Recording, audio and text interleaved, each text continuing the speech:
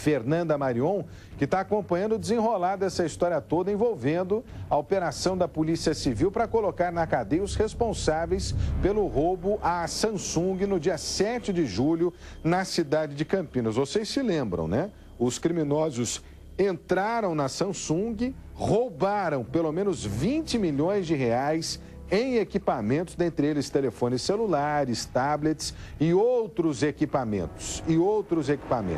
Hoje, um trabalho coordenado pela DIG, a Delegacia de Investigações Gerais de Campinas, culminou com uma mega operação envolvendo pelo menos 100 policiais civis em 9 cidades do estado de São Paulo, cumprindo 17 mandados de busca e apreensão, 8 mandados de prisão, tem 4 pessoas presas por esses mandados e parece que teve mais prisão também durante a execução desses mandados. A Fernanda Marion já está comigo, Então deixa eu ver a Fernanda Marion ao vivo da Delegacia de Investigações Gerais de Campinas. Vou aproveitar a palavra da Fernanda e também do doutor Carlos. Fernanda, essa operação é uma operação que se desenrolou na madrugada. Os policiais estão sem dormir, diga-se de passagem, né? Nesse excelente trabalho, fechando com chave de ouro, Fernanda, uma investigação de um crime que chamou a atenção de todos, um crime que tomou conta do noticiário nacional e também do noticiário internacional. Hein, Fernanda? Boa tarde. Boa tarde a você, boa tarde a todos, Rodrigo.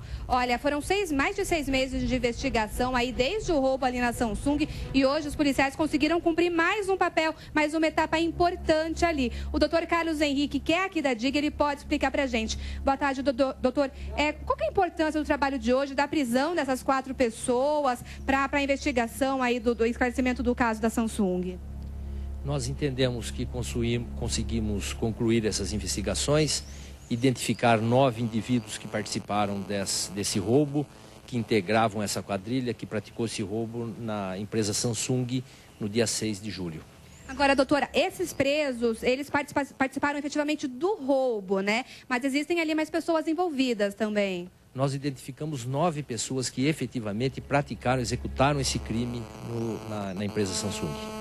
Agora, em agosto, Rodrigo, os policiais fizeram uma operação ali no Paraguai, conseguiram recuperar boa parte da carga e dá indícios também que o resto da carga está lá, né, doutor? Como é que está essa questão da receptação e da localização desses aparelhos?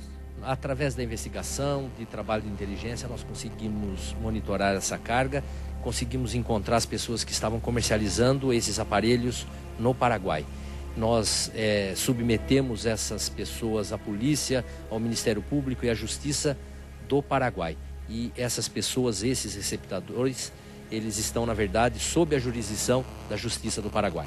Agora, doutor, hoje com a operação, a gente pode dizer que o crime está esclarecido, né? Nós identificamos essas 9 pessoas, entendemos pela investigação, pelas imagens que foram captadas no circuito interno, pelas testemunhas que nos revelaram como esses fatos ocorreram, que efetivamente 9 pessoas, esses identificados, participaram desse crime. Doutor, hoje, como o Rodrigo falou, houve outras pessoas também foram detidas, trazidas para a delegacia, mas com envolvimento em outro crime. O que aconteceu? Tinha alguma coisa ali relacionada ao tráfico, não tinha? Nós cumprimos hoje 17 mandados de busca e apreensão em São Paulo, na capital, na Grande São Paulo, em cidades aqui da cidade de Campinas e região. E em um desses locais nós encontramos uma razoável quantidade de entorpecente, com o filho de um dos nossos investigados, no caso, alvo da nossa investigação. Existem suspeitos que estão foragidos ainda, né, doutor? Esses indivíduos, 4 ainda se encontram foragidos, mas nós ainda estaremos ao encalço desses indivíduos para poder prendê-los. Rodrigo?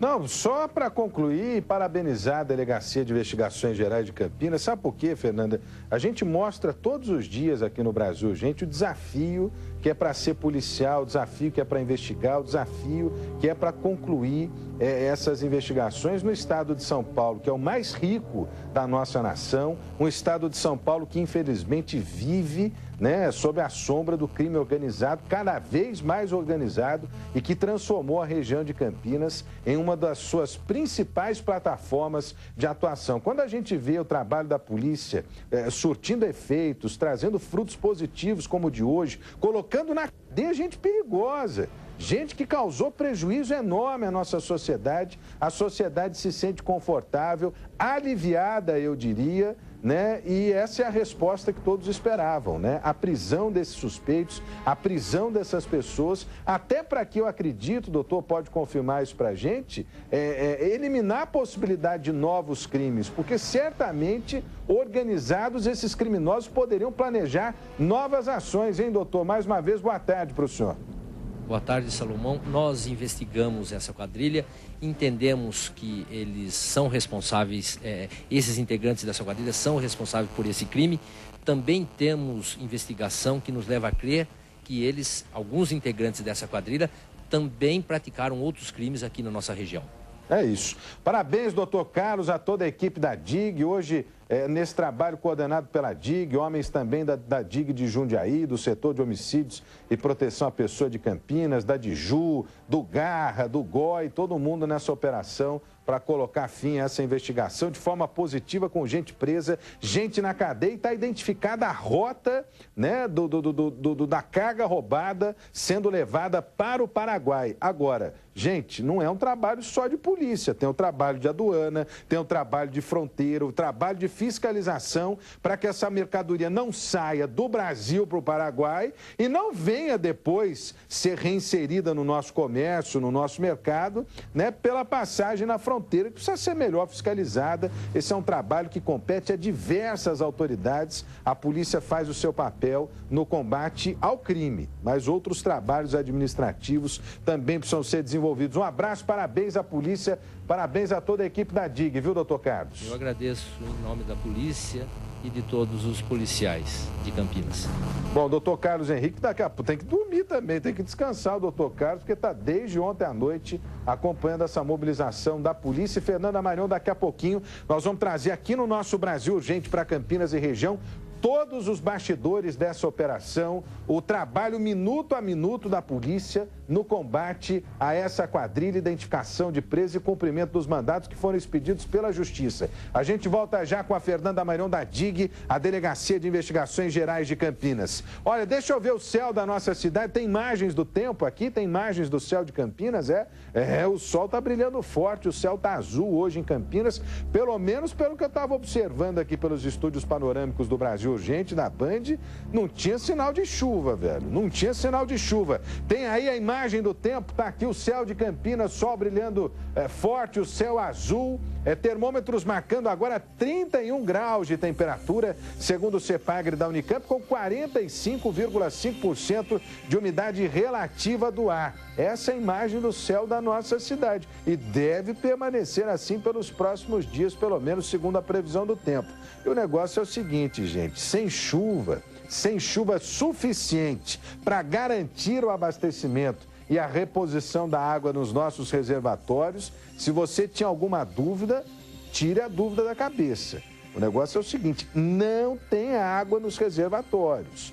Não tem água nos reservatórios. Quer ver só? Olha, há 8 meses o sistema Cantareira não registra aumento no nível por causa das chuvas. A água até tem chegado, só que por enquanto é insuficiente para melhorar qualquer coisa. O Ney mostra as imagens para mim, o Felipe Pereira quem conversa comigo. O Felipe Pereira tem o tal do efeito esponja, não é, rapaz? Porque a água cai, mas o solo seco acaba absorvendo a água antes dela formar a represa, antes dela formar efetivamente o reservatório, hein, Felipe Pereira?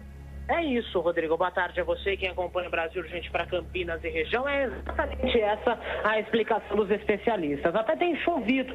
Choveu no mês de novembro, choveu no comecinho de dezembro, mas essa água não represou no Cantareira justamente por causa disso. O solo estava tão seco, e ainda está seco, que toda a água que chega ao solo absorve para poder se manter. Só depois que o solo já está esgotado, digamos assim, de uma maneira mais fácil para a gente poder compreender, é que que a água começa a se represar. E isso não tem acontecido justamente por causa da falta de chuvas. Só para a gente ter uma ideia, a última vez que o nível do Cantareira mexeu, foi alterado por causa das chuvas, foi em 16 de abril. Há muito tempo, há 8 meses exatamente, já que essa situação tem ficado crítica. E o nível tem caído cada vez mais. A última vez que o sistema aumentou foi em abril e desde então quedas sucessivas acontecendo no sistema Cantareira. Só para a gente ter uma ideia, hoje, nesse momento, o nível do sistema Cantareira está em 7,1%, já contando o segundo volume morto. É uma situação realmente bastante preocupante, até porque não há previsão de chuva para as cabeceiras dos rios que formam o sistema, né? Muito menos chuva aqui na nossa região, viu, Rodrigo? Olha, Felipe Pereira falando ao vivo aqui no nosso Brasil, gente, para Campinas e região. Felipe, 8 meses já em que a chuva que chega não é suficiente para melhorar a condição dos reservatórios. E aí eu te pergunto, nós estamos vivendo a época das chuvas. É o verão, a época em que está chovendo, pelo menos a gente viu chuva na semana passada, ainda que não numa condição suficiente para melhorar a questão da água. E quando vier a nova estiagem, Felipe Pereira, sem reserva d'água, como é que vai ficar a vida do morador da região de Campinas, a vida do morador do interior do estado de São Paulo? Estou prevendo, não sou nenhum especialista, não sou absolutamente nada, muito menos vidente. Mas o que eu estou prevendo aqui é o caos, Felipe Pereira, ou eu estou falando alguma bobagem aqui? É o que tudo leva a crer, né? Por causa da situação, sem chuva, sem previsão de chuva e com o período de estiagem voltando no começo do ano que vem, realmente a situação é essa. O nível de chuvas, inclusive, esse ano foi o menor dos últimos 25 anos aqui no estado de São Paulo. Aqui em Campinas também foi um recorde histórico negativo, né? Pouca chuva aqui na região de Campinas. Então, realmente, o cenário é devastador para o futuro. Ah, faça-me o favor, hein? Eu estou vendo muito pouco das autoridades, essa que é a realidade. Para pelo menos tentar medidas alternativas à questão da água. Não tem nem racionamento em discussão, hein? Não tem nem racionamento em discussão. Obrigado, Felipe Pereira, mais uma vez falando ao vivo no nosso Brasil Urgente para Campinas e região. Pode vir comigo aqui, olha. Quem é que não gosta, hein? Arroz, feijão, bife, batata frita, o prato que faz parte do dia a dia de muitos brasileiros. Tá mais caro, meu camarada. Pelo menos de acordo com o levantamento da Associação Paulista de Supermercados. O jeito encontrado pelos consumidores tem sido pesquisar o preço para substituir os alimentos. A Lucimere Ramalho é quem traz os detalhes. Prepare o seu bolso, porque tem aumento por aí. E depois dizem que não tem inflação, né? Vem comigo aqui, ó. Olho na notícia. Ir às compras não tem sido tarefa fácil. Muitos itens estão mais caros. Muito aumento, principalmente a carne. Tudo ficou mais caro, né? Muito, muito mesmo. Tá difícil comprar, né? Segundo especialistas, no caso do arroz e do feijão, a safra foi prejudicada por causa da seca e do aumento de preços dos insumos agrícolas, que são importados. Para a carne, o problema também foi a falta de chuva, já que o pasto que serve de alimento para os animais não ficou em boas condições para consumo. Além disso, houve aumento na demanda, com a importação para a China e a Rússia. De acordo com a Associação Paulista de Supermercados, o maior aumento registrado foi no preço da batata. O preço ficou 60% mais caro. Aqui no caso deste estabelecimento, o reajuste chegou a 100%. E o resultado, olha só, quase ninguém leva batata para casa. No caso da batata especificamente, você tem o término da safra agora, né, de inverno, e o que aconteceu é que a safra ocorrida foi menor do que o esperado. Fora isso, você tem o fator de que a safra das águas vai ser atrasada em função da seca. Então, para a batata, esse fator climático, ele é determinante nesse aumento de preço que o consumidor está vivendo. Para a gerência da unidade, não existe outra saída, a não ser repassar uma parte do reajuste para o consumidor. Está vindo direto do fornecedor com preço muito alto para a gente e a gente não tem como a gente segurar, como se diz, segurar a ponta para estar colocando um preço que cabe no bolso do cliente. Para não sentir um impacto muito grande no bolso, o jeito é usar algumas táticas. A gente tem que estar pesquisando. A gente não leva porque está muito caro, né? Substituir também. Para o professor, essas são as melhores saídas, já que os preços salgados devem durar mais alguns meses. As previsões de inflação para 2015 já são mais elevadas e com certeza o consumidor irá amargar isso durante um longo período. Eu acredito que no máximo até junho aí nós vamos passar por esse período. Olha, depois dizem que não tem inflação, né, meu camarada? Não tem inflação aonde? Se o preço de produtos básicos, o arroz, o feijão, a batata... Ah, faça-me o favor, hein? Faça-me o favor. Vai a senhora, o senhor no supermercado, façam a média do que estão gastando aí. É na comida do dia a dia, na cesta básica. Ninguém está falando aqui de luxo, muito pelo contrário. E aí vocês vão poder me responder se tem ou não tem inflação. De quem é a culpa da inflação? Se deixar acontecer, se é isso ou aquilo? Nós já passamos por um período eleitoral e ficou claro que o brasileiro aceitou o que está aí, né? Agora, nós precisamos cobrar as autoridades para que o cidadão tenha pelo menos uma certa estabilidade, velho. Né? Pelo menos uma certa estabilidade. Eu não quero entrar aqui no mérito político, eu não sou especialista político, não sou articulista político, sou só, né, um apresentador de televisão aqui querendo propor debates. Agora nós precisamos cobrar as autoridades. Ou a senhora dona de casa, o senhor que vai às compras não está percebendo isso, que está aumentando tudo. Já percebeu isso, ô Felipe Pereira? O pessoal no estúdio aqui, vocês já perceberam que está aumentando o preço no supermercado? Percebeu? Ah, então, tá aumentando, né? Ah, faça-me o favor, hein? Faça-me o favor. E isso acaba incidindo depois, né, em outros itens. Porque pesa, por exemplo, dentro de uma cadeia em que você tem que repassar esse aumento depois para o consumidor final. Não é só o restaurante que fica caro, as compras que ficam caras, né? As pessoas se alimentam, então o serviço dessas pessoas acaba ficando mais caro. E, por consequência, quem contrata esse serviço precisa cobrar mais de quem está contratando o outro serviço. É um efeito cascata. Vem comigo aqui, olha.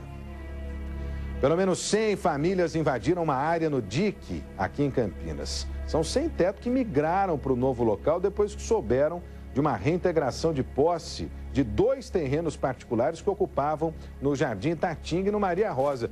Isso foi ontem, né, Felipe Pereira? Porque daqui a pouco nós vamos mostrar novidade. Aí parece que esse pessoal também teve que sair às pressas.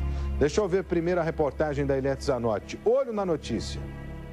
Começou durante a madrugada. Vários barracos já foram levantados. Segundo a liderança do movimento, são famílias que estavam em áreas invadidas no bairro Maria Rosa e que, diante da possibilidade de uma reintegração de posse, decidiram migrar para esse terreno no DIC 1. A gente está com medo sim, porque eles não comprovou nada quem é o dono daquela área, mas simplesmente deixaram o recado bem claro, que eles vão vir, vão derrubar, se tiver gente dentro ou não tiver, eles vão derrubar tudo e o pessoal vai para de onde veio. Parte da nova área invadida é da prefeitura e o restante é particular.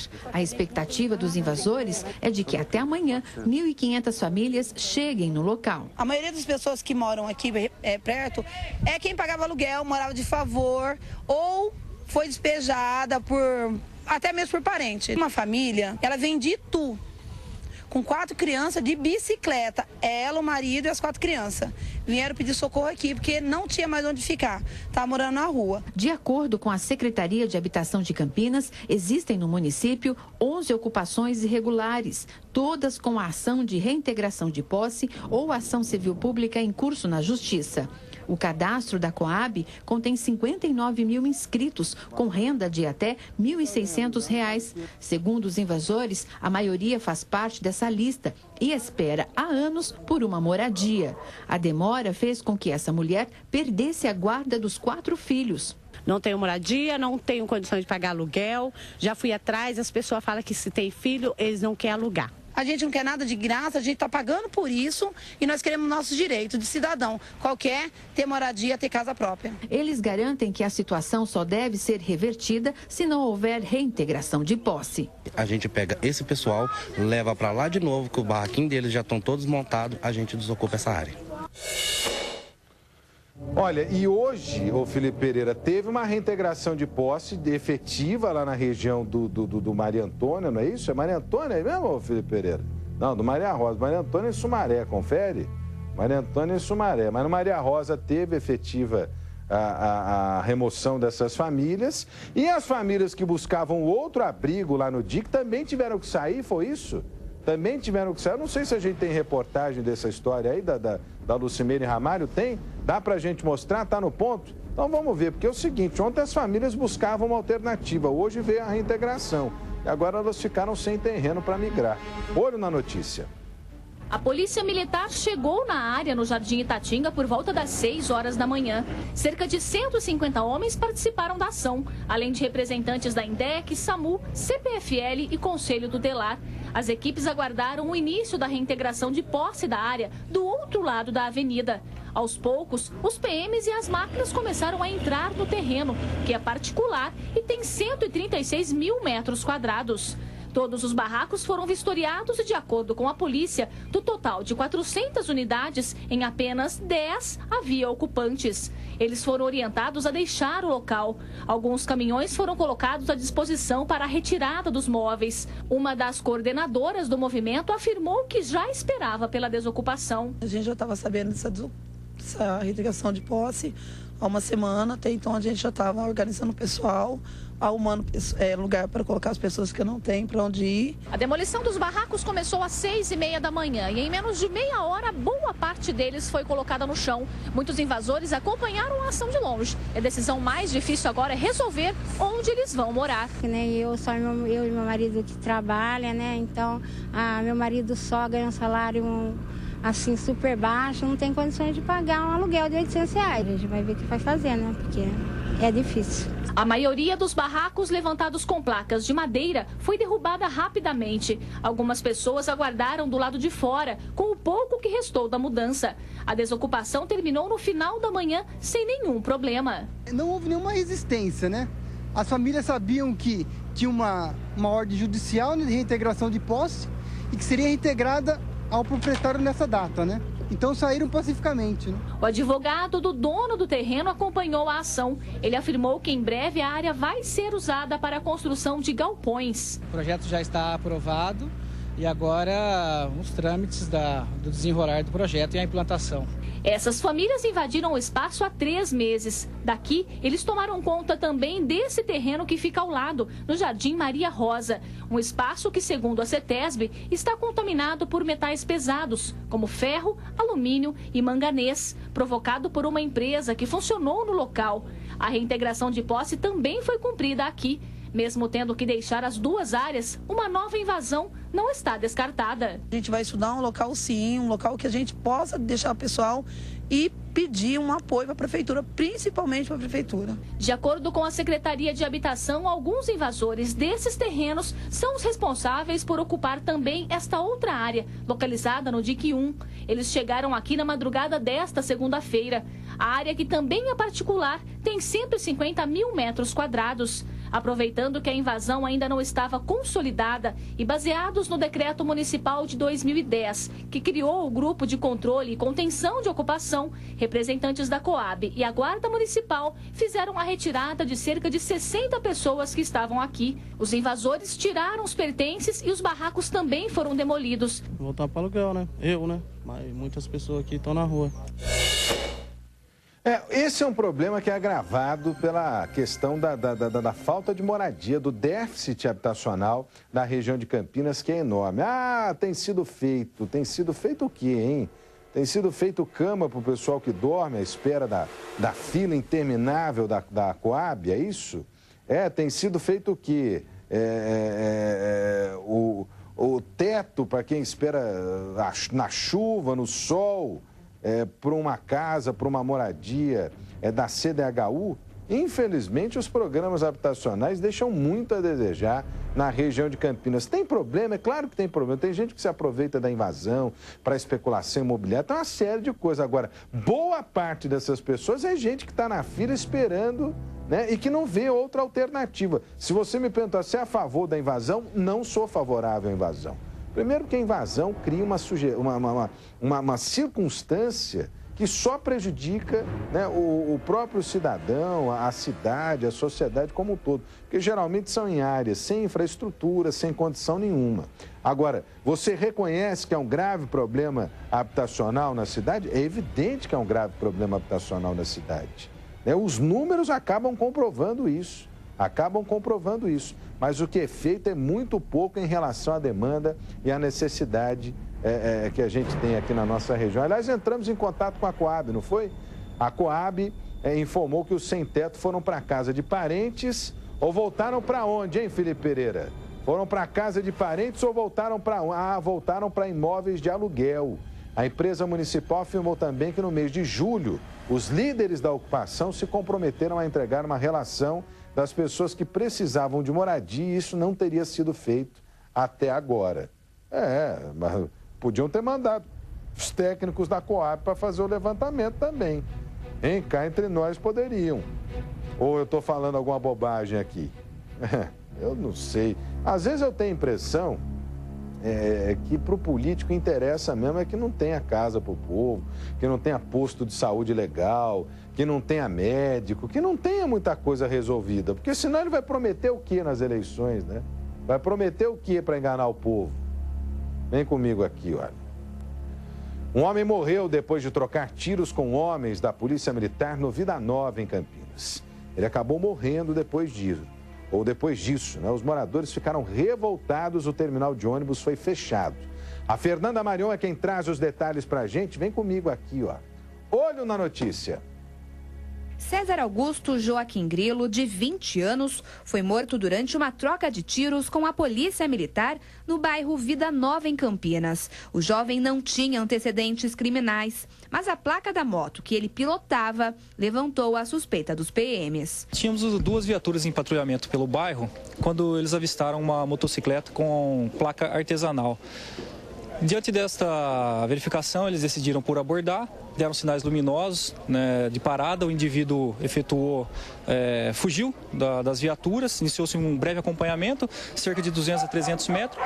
Na curva, o indivíduo caiu e saiu correndo, pulando de casa em casa. Os policiais receberam uma denúncia de que o suspeito estaria escondido dentro desta casa. Durante a abordagem, eles encontraram um homem escondido no forro, nos fundos da residência. Eles pegaram e fizeram uma verificação, adentraram o forro, sendo que verificaram o indivíduo, foi dado ordem para ele, que era a polícia, foi dada a identificação, né, parada é a polícia, e o indivíduo mesmo assim efetuou 3 disparos contra os policiais, sendo que não restou outra alternativa aos policiais se não o defenderem. César estava com um revólver calibre 38 com a numeração raspada. A arma foi apreendida junto com algumas munições. O caso revoltou a população do bairro. A mãe do rapaz ficou abalada e precisou de ajuda para ir embora.